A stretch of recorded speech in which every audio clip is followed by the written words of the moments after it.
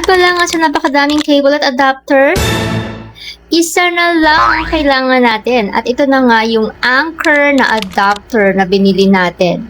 Mapapansin nyo na flat lang yung adapter na to kasi retractable yung mga plugs niya at ang dami niya pang USB types. So dito makikita ninyo yung US, AU, and UK.